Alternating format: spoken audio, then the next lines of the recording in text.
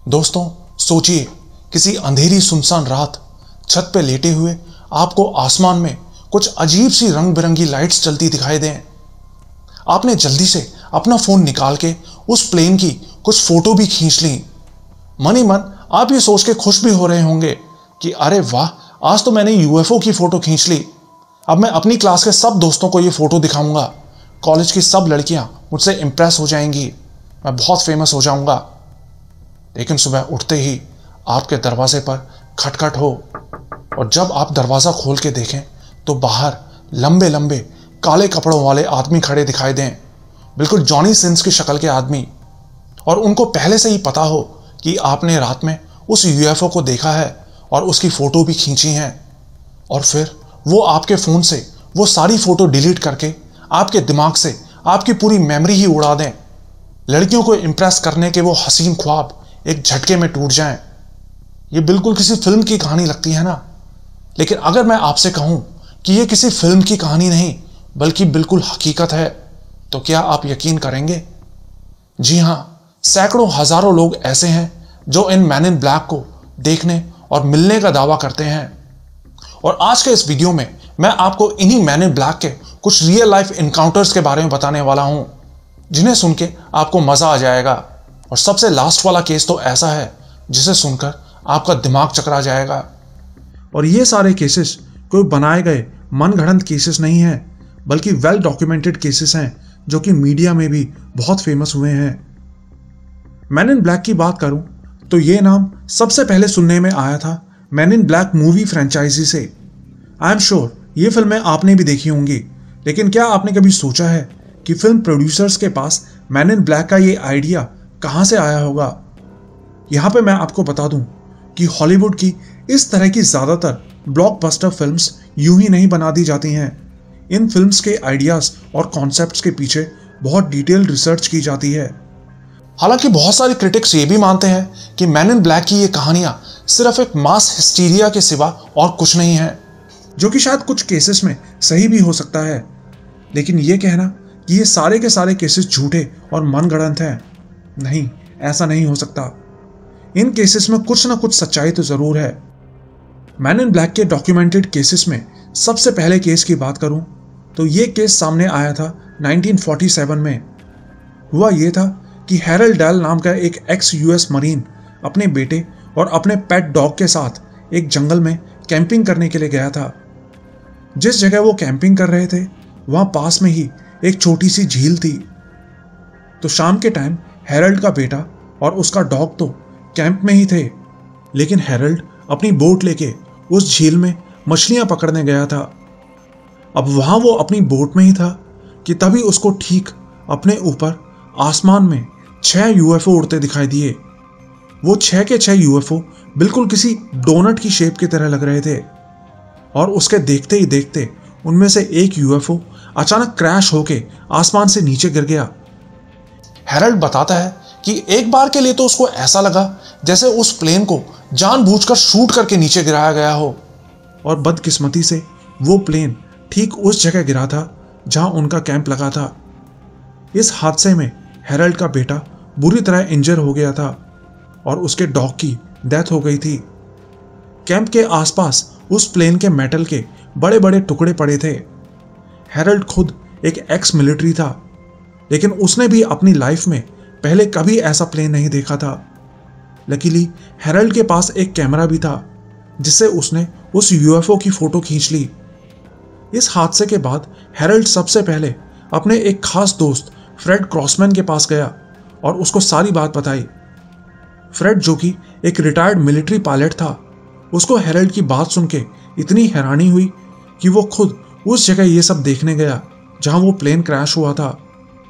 Fred ने भी उस यूएफओ के मलबे को अपनी आंखों से देखा। लेकिन फिर इस हादसे के अगले ही दिन सुबह सुबह हैरल्ड के घर पे एक आदमी आया, ब्लैक सूट पहने हुए। उसने हैरल्ड से कहा कि वो उसे अकेले में कुछ जरूरी बात करना चाहता है। हैरल्ड एक दिन पहले ही जिसके डॉग की डेथ हुई थी और बेटे को गंभीर चोटें आई थी, हम उम्मीद करते हैं कि ऐसे आदमी से कोई भी अगर बात करने आएगा तो वो उसके साथ प्यार से पेश आएगा। लेकिन ऐसा नहीं था। हेरल्ड बताता है कि वो मैन इन ब्लैक उससे इस तरीके से बात कर रहा था जैसे उसके अंदर कोई इमोशन ही ना हो। उसको हेरल्ड के डॉग की डेथ का भी कोई दुख नहीं था। उसने सख्त लहजे में हेरल्ड को यह धमकी दी कि अगर उसने उन यूएफओज के बारे में किसी को कुछ भी बताया तो उसके लिए ठीक नहीं होगा। हेरल्ड उसकी बात मानने को तैयार हो गया, लेकिन तब तक बहुत देर हो चुकी थी। हेरल्ड के दोस्त फ्रेड को भी उन यूएफओज के बारे में पता था। कुछ ही दिन बाद यह बात पूरे शहर में फैल गई कि जंगल में एक यूएफओ क्रैश हुआ है। गवर्नमेंट की इन्वेस्टिगेशन शुरू हुई, लेकिन इन्वेस्टिगेशन में यूएफओ थ्योरी को पूरी तरह से नकार दिया गया।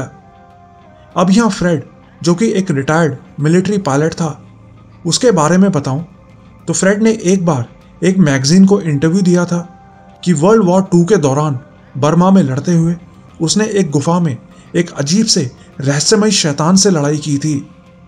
जाहिर है इस तरह की बातों पर कोई यकीन करने वाला नहीं था, लेकिन यह बात सामने आने के बाद फ्रेड की क्रेडिबिलिटी सवालों के घेरे में आ गई। अब उसके यूएफओ देखने के दावे पे यकीन करना भी मुश्किल था। दूसरी तरफ हेरल्ड ने भी एक इंटरव्यू में कहा कि यह सब झूठ था, उसने कोई यूएफओ नहीं देखा था। लेकिन फिर करीब 3 साल बाद एक और इंटरव्यू में हेरल्ड ने बताया कि उसने सच में वो यूएफओ देखा था, लेकिन गवर्नमेंट और कुछ मिस्टीरियस लोगों के प्रेशर में आकर उसको ये झूठ बोलना पड़ा कि उसने वो यूएफओ नहीं देखा, नहीं तो वो लोग उसकी जान ले लेते। अब इस तरह की बातों पर जहां पहले किसी चीज के होने की बात कही गई हो, फिर कहा गया हो कि वो सब झूठ था, फिर कहा गया हो कि नहीं नहीं वो सब झूठ नहीं था, सच था। जाहिर है ऐसी बातों पर यकीन कर पाना बहुत मुश्किल हो जाता है। लेकिन जैसे कि मैंने बताया, ये तो मैन इन ब्लैक का सिर्फ पहला ऐसा डॉक्यूमेंटेड केस था जो दुनिया के सामने आया था। इसके बाद तो इस तरह के इतने केसेस सामने आ चुके हैं कि एक वीडियो में मैं आपको सब केसेस के बारे में बता भी नहीं सकता। 1964 जिम टेम्पल्टन नाम का एक आदमी एक दिन अपनी बेटी के साथ जंगल में घूमने गया था। जंगल में उसने अपनी बेटी की एक फोटो खींची, लेकिन बाद में जब फोटो बन के सामने आई तो सबके होश उड़ गए, क्योंकि फोटो में उसकी बेटी अकेली नहीं थी, बल्कि उसके पीछे हेलमेट पहने एक एलियन जैसा भी कुछ खड़ा था। मीडिया में बात फैली तो उस फोटो की जांच करवाई गई। जांच में पाया गया कि वो फोटो बिल्कुल रियल है, उसके साथ कोई छेड़छाड़ नहीं की गई है। बात फैली और फिर एक दिन जिम टेम्पल्टन के घर 2 आदमी आए, मैन इन ब्लैक। उन्होंने अपना नाम नंबर 9 और नंबर 10 बताया। उन्होंने बताया कि वो गवर्नमेंट के सीक्रेट एजेंट्स हैं और वो उस जगह को देखना चाहते हैं जहां वो फोटो ली गई थी। जिम तैयार हो गया और उनको उस जगह लेकर गया जहां उसने वो फोटो खींची थी। लेकिन तब तक उन दोनों को, मतलब नंबर 9 और नंबर 10 को, ये बात नहीं पता थी कि जिम ने उस एलियन को खुद अपनी आंखों से नहीं देखा था, बल्कि वो तो बस फोटो डेवलप होने के बाद अपने आप फोटो में आ गया था। यह पता चलने के बाद उन दोनों एजेंट्स का तो जैसे अचानक से इस केस से पूरा इंटरेस्ट ही खत्म हो गया और वो जिम को वहीं छोड़ के चले गए।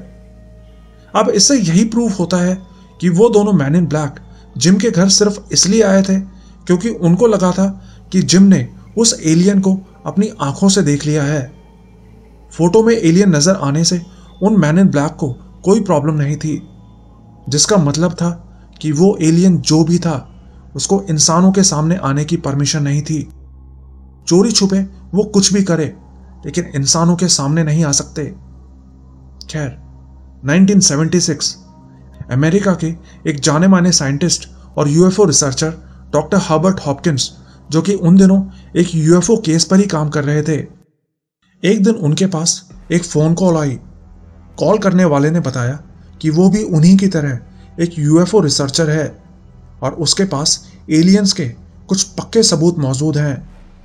उसने डॉक्टर हॉपकिंस से उनके घर आके मिलने के लिए समय मांगा तो डॉक्टर हॉपकिंस तैयार हो गए, लेकिन जब वो आदमी उनके घर आया तो उसका हुलिया बहुत ही अजीब था। उसकी बॉडी पे कोई बाल नहीं था, ना सिर पे ना आईब्रोज पर, और उसकी बॉडी का रंग बिल्कुल पीला था, जैसे कि उसके अंदर खून ही ना हो।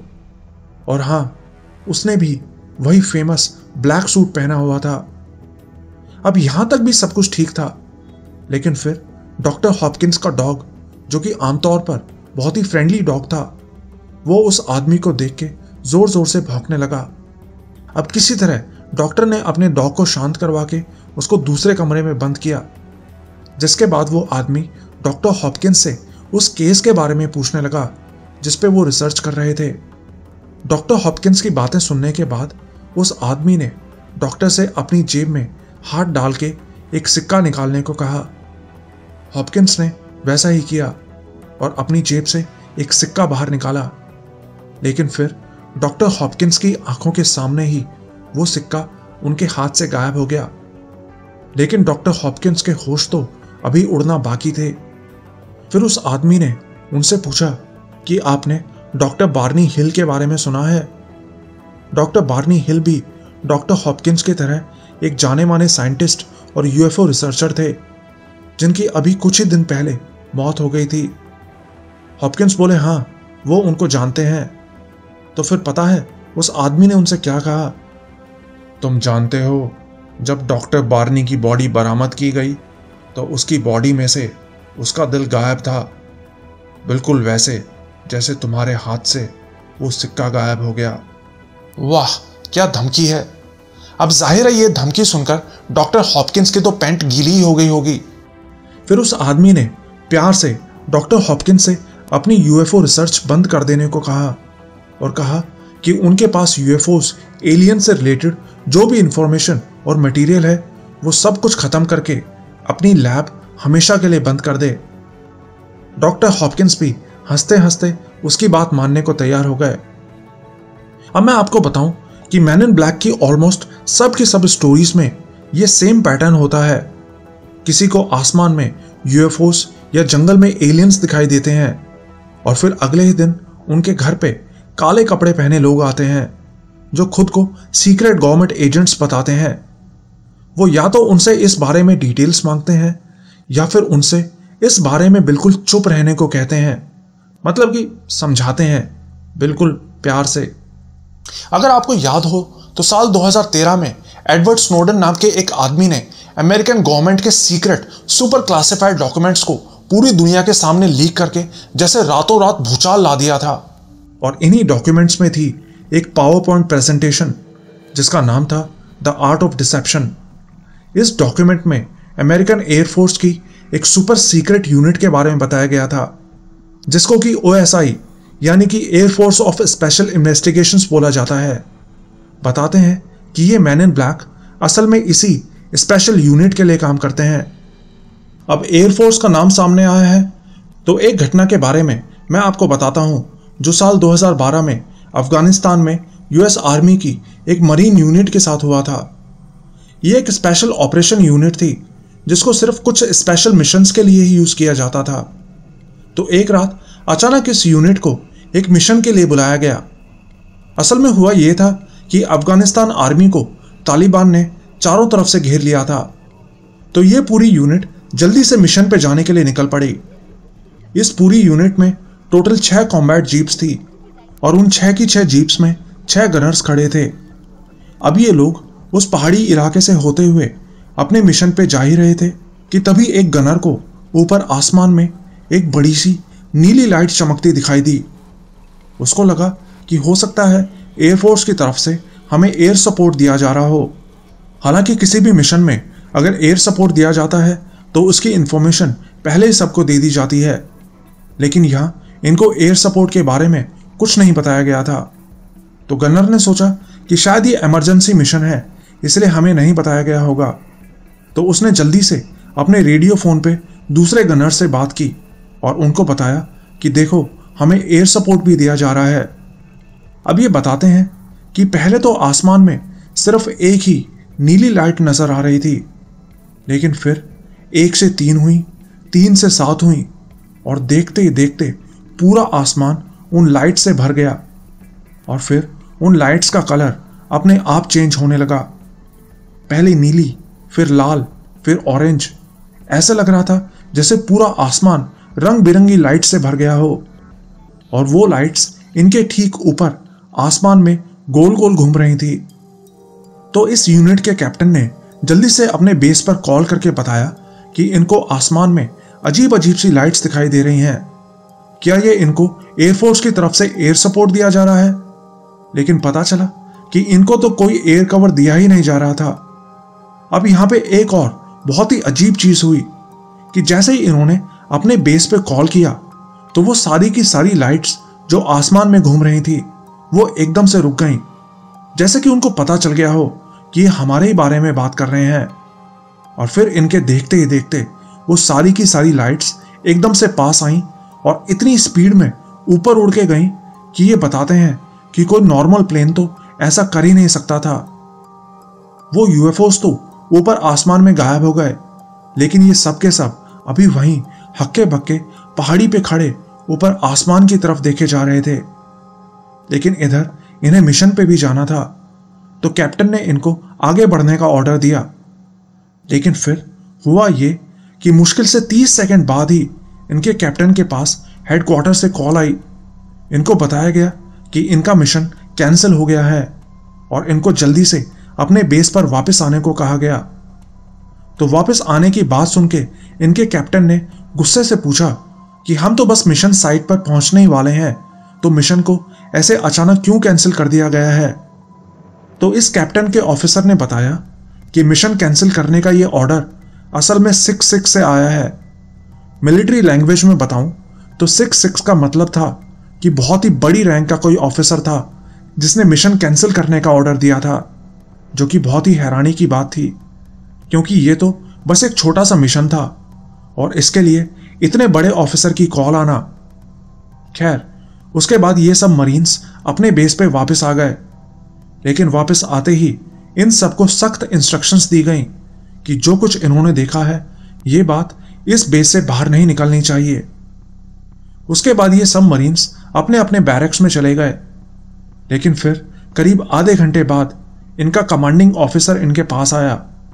उसने इनसे कहा कि वो ज़्यादा कुछ तो नहीं बता सकता, लेकिन एक बहुत ही हाई रैंक ऑफिसर उन सब मरीन से बात करना चाहता है। वो हाई रैंक ऑफिसर वहीं बेस के अंदर ही एक टेंट के अंदर बैठा था और एक एक करके उन सब मरीन से बात कर रहा था जिन्होंने वो यूएफओस देखे थे। और ये ऑफिसर कोई नॉर्मल आदमी नहीं था।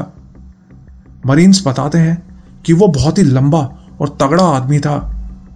नॉर्मली मिलिट्री में ज्यादातर लोग लंबे और तगड़े ही होते हैं, लेकिन वो तो कुछ ज्यादा ही तगड़ा दिख रहा था। ये बताते हैं कि उसकी हाइट कम से कम 8 फीट होगी और उसका वेट 150 किलो से कम नहीं होगा। उसने बताया कि वो यूएस एयरफोर्स में मेजर है, लेकिन अजीब बात यह थी कि उसने ऊपर से नीचे तक ब्लैक यूनिफॉर्म पहनी हुई थी। Black jacket, black pant, black boots, black goggles, जबकि यूएस एयरफोर्स की किसी भी यूनिट में ब्लैक यूनिफॉर्म नहीं पहनी जाती है। वो आदमी उनकी पूरी प्लाटून से एक एक करके मिला और उसने उनकी फैमिली वगैरह के बारे में पूछा। और जैसा कि हर एक मैन इन ब्लैक के केस में होता है, उसने उन सभी मरीन्स को उन यूएफओस के बारे में भूल जाने को कहा। यहां तक कि उनको धमकी भी दी कि अगर उनमें से किसी ने भी अपना मुंह खोला और ये बात बाहर लीक की तो उनके साथ बहुत बुरा हो सकता है, उनका एक्सीडेंट भी करवाया जा सकता है। अब यहाँ पे ये जो ब्लैक कपड़ों में एयरफोर्स ऑफिसर इन मरीन्स को धमकाने के लिए आया था, आई एम श्योर ये भी पक्का उसी ओएसआई से रिलेटेड होगा जिसके बारे में उन लीक डॉक्यूमेंट्स में बताया गया था। दोस्तों, अब इन मैन इन ब्लैक की इन सब कहानियों और केसेस के बारे में मेरी अपनी थ्योरी ये है कि ये मैन इन ब्लैक असल में अमेरिकन गवर्नमेंट की किसी बहुत ही सीक्रेट यूनिट के लिए काम करते हैं और इस यूनिट में काम करने वाले ज्यादातर लोग इंसान नहीं बल्कि वो एलियंस होते हैं जिनका शायद अमेरिकन गवर्नमेंट के साथ किसी तरह का कोई टाई अप हो रखा होता है कि अमेरिकन गवर्नमेंट अपने यहाँ इनके अलावा और किसी दूसरी एलियन रेस को नहीं आने देगी। इसीलिए जब भी कहीं भी कोई एलियन या यूएफओ एक्टिविटी होती है तो ये मैन इन ब्लैक ही सबसे पहले वहां पहुंच के ये पता लगाते हैं कि यहाँ कौन सी रेस के कौन से प्लेनेट के एलियंस पहुंच गए हैं और फिर शायद वो उनसे अपने एलियंस वाले तरीके से डील करते हैं, which again proves the point कि इस दुनिया में कोई एक एलियन रेस नहीं है बल्कि बहुत सारी एलियन रेसेस हैं जो शायद अलग अलग डायमेंशन से, अलग अलग गैलेक्सी से बिलोंग करते हैं। अब आज का वीडियो मैं यहीं खत्म करता हूं, नहीं तो कहीं ऐसा ना हो कि ये मैन इन ब्लैक कल को मुझे ही मिलने मेरे घर पहुंच जाएं। अगर आपको ये वीडियो पसंद आया हो तो वीडियो को लाइक और शेयर जरूर करें। भूत, प्रेत, चुड़ैल, जिन्नात और इस तरह के मिस्टीरियस टॉपिक्स की रियल स्टोरी सुनने के लिए जल्दी से मेरे चैनल को सब्सक्राइब कर लीजिए।